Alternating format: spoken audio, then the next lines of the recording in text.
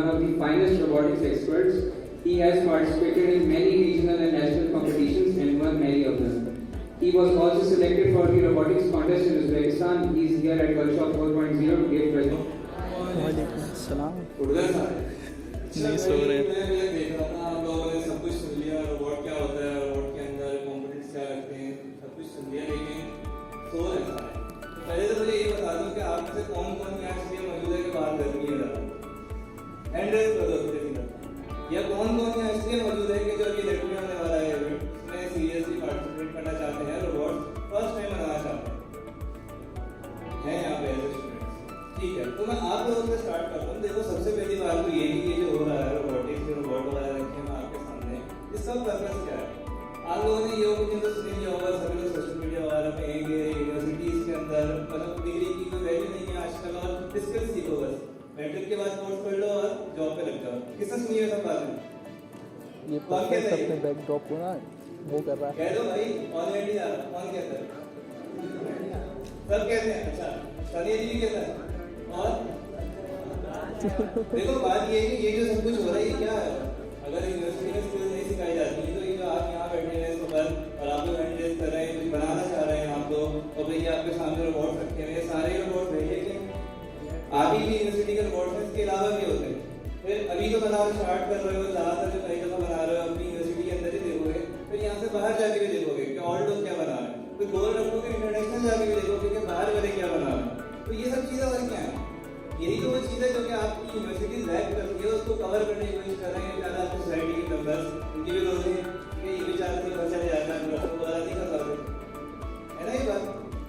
तो यहाँ आप वो स्किल्स गेन कर रहे हो जो कि आपको मतलब थ्योरी तो आप पढ़ रहे हो साथ में जो प्रैक्टिकल स्किल्स जो आप गेन करोगे स्पेशली जो इलेक्ट्रिकल वाले इलेक्ट्रिकल डिपार्टमेंट है ना इलेक्ट्रिकल वाले कौन कौन है मेजॉरिटी सारे इलेक्ट्रिकल वाले ही है ना तो आपके लिए तो ये मतलब इसेंशियल है। इससे पहले मैं रोबोट समूह के ऊपर आऊँगे मोटर्स कौन सी लगानी है टायर्स कौन से लगाने हैं ये चीज़ आपके लिए इसेंशियल है कि आप इसमें पार्टिसिपेट करो। इसमें सिर्फ ये नहीं है कि आप तारे जोड़ना सीख लोगे तारे तो हर कोई जोड़ लेगा तारे आप लोग वैसे भी जोड़ लोगे मतलब किसी दुकान पर जाकर सीख सकते हो यार ये तार यहाँ जोड़नी है बैटरी यहाँ लगानी है मोटर यहाँ लगानी है यहाँ आपको और बहुत सारी चीज़ें सीखने को मिलेंगी।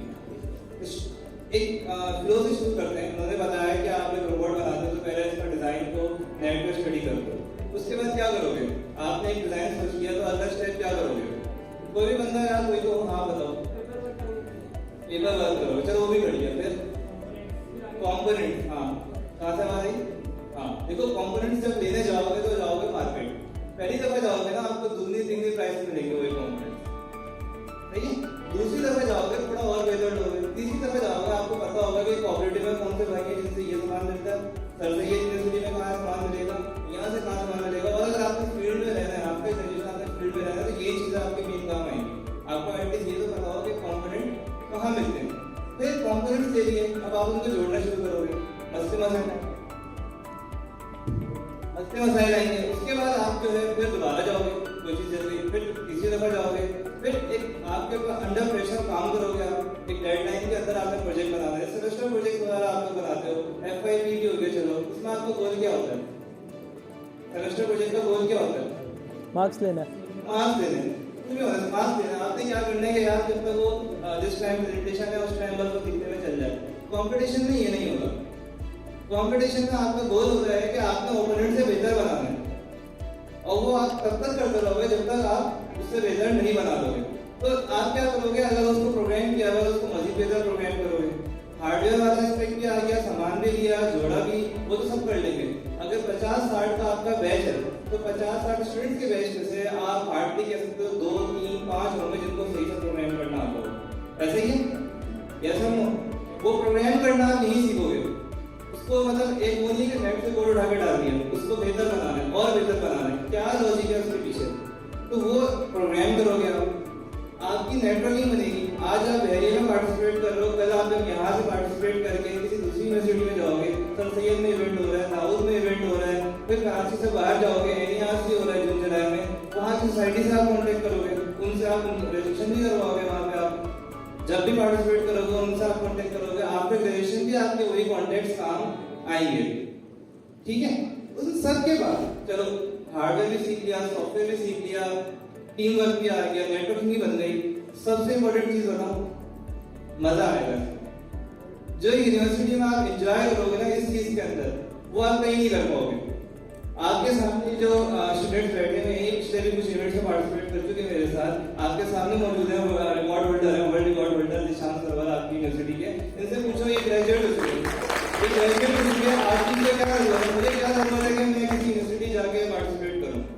तो टू बी ऑनेस्ट सिर्फ मजा आता है, हॉबी है, तो आपको भी मजा आने लगेगा। जब आपको अपनी फील्ड में अपनी जो चीज आप पढ़ रहे हो उसमें मजा आने लगेगा, तभी आप उसमें एक्सेल कर पाओगे। वरना आगे जाके वही होगा कि अब डिग्री लेने के बाद सोचोगे कि अब क्या करना है, अब क्या सीखूं।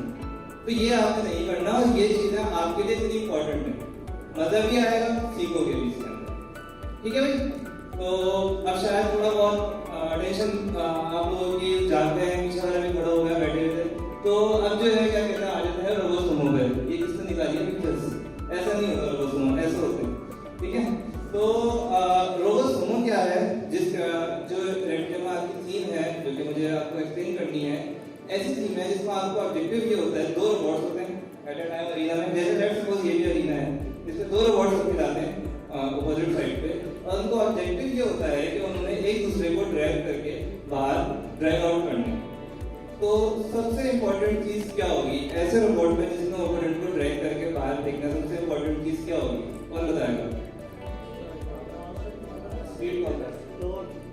अच्छा, मोटर, आरपीएम और टॉर्क और कंट्रोल फ्लूइड, और किसी के लिए वो आंसर नहीं है। सबसे इंपॉर्टेंट होती है वेज, आपकी ग्राउंड क्लियरेंस। अगर दो रोबोट्स हैं, एक बहुत वीक है और एक बहुत स्ट्रॉन्ग है, स्ट्रॉन्ग रोबोट जो है वो जमीन से थोड़ा सा ऊपर है, और जो वीक वाला है वो जमीन के साथ बिल्कुल नीचे है। मैं लेट्स सपोज यहाँ पे ले लेता हूँ, आप लोगों को नजर आ रही है वाला ये टैंक जो रखा है, नजर आ रहा है? ये है, और एक छोटा सा वाला है रेड वाला। अगर इन दोनों का मैच है, चलो ग्रीन वाला, ये अगर थोड़ा सा जमीन से ऊपर हो, ग्रीन वाला इसके नीचे चला जाए, वो उसको पिक कर देता है, उसकी मोटर्स का क्या काम रहेगा? कोई काम नहीं रह गया। तो रोबोसोमो जब स्टार्ट करोगे तो सबसे पहले आपने इंटरनेट पे जाना है, वीडियोस देखो, पाकिस्तानी रोबोसोमो में कंपटीशंस की मिल जाएंगी, मेरे चैनल पे मिल जाएंगी आपको। कवरेज के ऊपर भी मैं आता हूँ, इवेंट के ऊपर आप लोगों के लिए भी। लेकिन वीडियोस देखो कि क्या कौन से डिजाइन है, जो जीत रहा है उसमें क्या क्या उसको किस क्या एडवांटेज हासिल है, जो हार रहा है वो क्यों हार रहा है, तो आपको समझ आएगा कि अच्छा मैं ये डिजाइन बनाता हूँ, 2 वीडियो बनाता हूँ, 4 वीडियो बनाता हूँ। डिजाइन सोच लिया आपने, डिजाइन सोचने के बाद सॉफ्टवेयर में सॉफ्टवेयर वाले आपके पास है जो फीचर वगैरह उसी की है ना जो वही। तो मैं थोड़ा सा उसको चेंज कर दूं कि अगर अच्छा आप लोगों से पूछूं कि ये सब तो हो गया, बॉडी बन गई, इलेक्ट्रॉनिक्स में क्या लगाओगे नए बच्चों में से? इलेक्ट्रॉनिक्स में क्या क्या शामिल होगा? अभी पिछली प्रेजेंटेशन में बताया सब कुछ, बैटरी बोर्ड, बस माइक्रो कंट्रोलर, कौन सा? आर्डिनो, और आईसी कौन सी आईसी? अच्छा देखो, आर्डिनो को छोड़ो, एक और चीज बताता हूँ। ESP32 का किसका नाम सुना है? ESP नोड MCU आप लोगों ने सुना होगा ना यार, पिछले वाले बताओ, नहीं सुना ना, वो सुन लेना। तो आर्डिनो महंगा हो गया, ठीक है ना, तो ESP32 आप लोग ले सकते हो। ESP32 महंगा सिर्फ ये नहीं, ESP32 के अंदर आपको ब्लूटूथ या वाईफाई मिलेगा। तो IoT का नाम सुना होगा कि IoT के पोर्ट्स वगैरह ढूंढते रहते होगे, तो IoT में काम पोर्ट्स वगैरह छोड़ दो, यहीं से आप IoT सीखना शुरू कर दोगे। ESP32 तो उसमें ब्लूटूथ भी होगा, उसमें वाईफाई भी होगा, बाकी सब कुछ सेम होगा। आर्डिनो का सॉफ्टवेयर प्रोग्राम होगा, उसको आप अपने मोटर ड्राइवर में लगाओ, मोटर ड्राइवर से मोटर कनेक्ट करोगे, बैटरी के लिए मैं आता हूँ अभी। तो ESP32 से फायदा क्या होगा? आपको ब्लूटूथ मॉड्यूल देने की जरूरत नहीं है, आपको कनेक्टिविटी का कोई इशू नहीं आएगा, आपको पावर का कोई इशू नहीं आएगा। आपने ESP32 को ऑन करना है, आप ब्लूटूथ से कनेक्ट कर सकते हो, ठीक है? आपका ये तो बिल्कुल सही चलेगा आपका एटलीस्ट रोबोसोमो ना, उसकी रेंज वगैरह भी इतनी होगी ना कि आप आराम से अपने रोबोसोमो के एरिना में इसको कंट्रोल कर सकते हो। ये 3 चीजें हो गई। फिर बैटरी के एक चीज इसमें यहाँ बैटरी आपके पास मेनली 3 चॉइसेस होती हैं। एक आपके पास होती है ड्राई बैटरी जो होती है, जो यूपीएस टाइप की बैटरी होती है। ये आप जब यूज करोगे आपने इंपॉर्टेंट चीज देखनी है कि आपका वेट लिमिट होती है रोबोसोमो में, और वेट बहुत इंपॉर्टेंट है। एक रोबोट अगर यहाँ पे 10 किलो का है, दूसरा 3 किलो का है, तो 3 किलो वाला 10 किलो वाले को बाहर नहीं ड्रैग कर सकता। तो जो आपकी बैटरी लेनी है वो ये देखना है कि उसका वेट मेरे रोबोट के वेट लिमिट के अंदर आएगा नहीं आएगा। अगर ऐसी बैटरी लगाना चाहो लगा सकते हो। उससे बेहतर जो ऑप्शन रहेगा वो होता है आपके लिथियम सेल सेल, लैपटॉप की बैटरी होती है, ठीक है ना, आपकी जो उसमें लिथियम सेल्स होते हैं वो लगा सकते हो आप, उनको सीरीज पैरेलल कॉम्बिनेशन बनाओ, जितने वोल्टेजेस आपने लेने हैं उससे आप उसकी बैटरी टाइप बना दोगे। तीसरा आपके पास लिपो बैटरी होती है, आप लिपो बैटरी भी लगा सकते हो, उसका वेट काफी कम होगा और पावर वो आपको काफी अच्छी देगी, जो आपको 3-4 मिनट का बैकअप है वो आपको देगी आपके अरीना के अंदर। तो 3 तरह की बैटरी है, तीनों लगा सकते हो, कोई ऐसा नहीं है कि ये लगानी चाहिए। हाँ, एसिड बैटरी है जो ड्राई बैटरी होती है वो नहीं लगाना, अगर सेल्स का पैक बनाओ तो वो आपके लिए बेहतर है, सीखने को भी मिलेगा उसमें। तो ये सारे कॉम्पोनेंट्स हो गए आपको लेने, जोड़ने और बनाना है। अच्छा, जो आपके पास जो आपस में टीम्स होंगी, आप आपस में प्रैक्टिस कर सकते हो रोज को, सबसे आसान थीम है, कोई आपको उसमें बेनिफिट वगैरह इतना कोई बात नहीं चाहिए, कहीं भी रख के प्रैक्टिस करो इवेंट से पहले, इवेंट में खेलो, सिर्फ इस इवेंट में नहीं खेलना, उसके बाद और इवेंट्स के लिए टारगेट रखना कि ये नहीं कि बस इवेंट में जाना है और सोसाइटी वाले जो है प्रेशर डाला है तो बना के यहीं का आना है बस। दूसरे अपना टारगेट रखो कि आपने और इवेंट्स भी जाना है, बहरिया को बाहर जाके रिप्रेजेंट करना है और दूसरी यूनिवर्सिटी में भी जाना है आपने, ठीक है ना।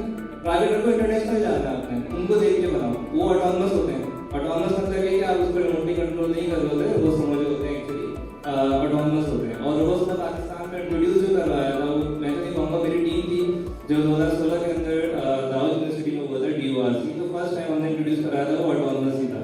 और उसमें काफी मुश्किल हो जाता है। ऑटोनमस का मतलब ये कि वो सेंसर्स की मदद से ऑटोमेटिक ओपोनेंट को डिटेक्ट करेगा और उसको ऑटोमेटिक बाहर ड्रैग आउट करेगा। तो यहाँ आपके पास भी आप देखिए थी मैं RC, तो आपने RC जो है सिंपली रिमोट कंट्रोल बनाना है, तो उसमें आपको सेंसर वगैरह की जरूरत नहीं होगी। तो बस यही आपके पास रोज समूह है थी। और इसके अलावा जो क्वेश्चन था आप लोग पूछना चाहे तो मतलब उनकी ऑफिशियली हालांकि बहुत बड़ा इवेंट है, मैं ये नहीं कह रहा, मतलब एटलीस्ट 3-4 हज़ार पार्टिसिपेंट्स थे, लेकिन जो 3-4 हज़ार पार्टिसिपेंट्स थे उसके अलावा जो 22 करोड़ पाकिस्तानी हैं उनमें से किसी को देखना हो तो नहीं देख सकता। आप लोग भी जो बैठ में जो आप सोच रहे हैं क्या कह रहा हूँ मैं प्रोग्राम प्रेजेंटेड ही तरह रेस्ट्रिक्टेड इवेंट था, लेकिन आप लोग नहीं देख सकते। उसकी एक वाहिद वीडियो आपको मेरे चैनल पे शायद मिलेगी, इसके अलावा किसी ने कोई कवरेज उसकी उनका ऑफिशियल पेज आ जाके अभी खोल लो हुए फेसबुक के ऊपर, तो ये आपने नहीं करना रेड के अंदर। एटलीस्ट आपने कोशिश करनी है आपके पास बजट अवेलेबल है उसमें एक अच्छा पोर्शन असाइन करें कवरेज को, क्योंकि आज अगर आपको ये इवेंट हो रहा है, वेरियस जो स्टूडेंट्स हैं आज आपके पास आ रहे हैं, तो कल को आपने कोशिश करनी है कि अगर एक वीडियो आपने अपलोड की उसको आपने जितने भी लोग मौजूद हैं अपने पेजेस वगैरह होंगे, मीडिया वगैरह डिपार्टमेंट से भी हैं, सब अपने पेजेस वगैरह पे प्रमोट करो। नेक्स्ट इवेंट में आपके पास 500,000 मैसेजेस पहले से होने चाहिए कि इवेंट कब हो रहा है और हमने आना है। उससे अगले इवेंट में 10,000 मैसेजेस आपके पास पहले से होने चाहिए कि इवेंट कब हो रहा है और हमने आना है। तो आपने जब 4-6 साल इस तरह की हाइड्रेशन आपकी हो जाएगी तो फिर आपका इवेंट का एक मैग्नीट्यूड ऐसा होगा कि बेटर बॉट्स किसने सुना है, बेटर बॉट्स किसने देखा फेसबुक के ऊपर, आप भी लोग देखते हो रोबोटिक्स में, आप तो सोसाइटी वाले हो, किसी किसी ने देखा बेटर बॉट्स, रोबो बॉस वगैरह की फेसबुक पे क्लिप्स वगैरह आ रही होती है, रोबोट फाइट कर रहे होते हैं, रोड होते हैं दूसरे को, उनको समझे। तो वो इवेंट जो होता है अगर आप आज से 25 साल पहले जाओ 1995 में 1996 में, तो वो भी ऐसे ही होता था, बट उन्होंने उसको एक कंसिस्टेंसी के साथ उसको उन्होंने कंटिन्यू रखा है और हर साल उनकी कवरेज अगर आप देखोगे 1996 में रिसोर्सेज उनके पास भी ऐसे ही थे, लेकिन कवरेज उनकी ऐसी थी कि वो टीवी पे आता था, डिस्कवरी पे आ रहा था, जहाँ भी आ रहा था, तो वो करते करते आज वो इवेंट $1 बिलियन इवेंट है। तो आपने भी इसको टारगेट करना है, उसकी कवरेज पे मेन फोकस करना है, जो कि नहीं किया जाता। इवेंट हुआ DSLR से पिक्चर्स दी जैसे अभी यहाँ पे नहीं, उसके बाद जो पिक्चर्स जो है वो एक साथ 1000 पिक्चर्स आ जाएगी पेज के ऊपर, जिसकी पिक्चर वो टैग कर देगा एंड देन अगले इवेंट के अंदर फिर नए सिरे से बच्चों को बुला रहे हैं, आप आज इवेंट में इवेंट हो जाए, आप लोगों को वीडियो दिखानी पड़ रही है, वो बच्चे को देख के वीडियो आए और मैसेजेस करें कि हमारा, तो आप लोगों ने भी ख्याल रखना है कि जो आपकी यूनिवर्सिटी का एक इवेंट हो रहा है सबने कवर करना है, सब कवर करो, सब प्रमोट करो, ठीक है भाई। क्वेश्चन तो मेरे ख्याल से तब आएगा जब आप लोग काम शुरू करोगे, ठीक है ना, तो क्वेश्चन आएंगे, सो मेरे ख्याल से आपकी सोसाइटी वाले जो है आपके पास मौजूद होंगे, ठीक है, जिसको जो भी कोई हेल्प चाहिए हो आप लोग इनसे कॉन्टेक्ट कर सकते हैं। Thank you so much. Thank you.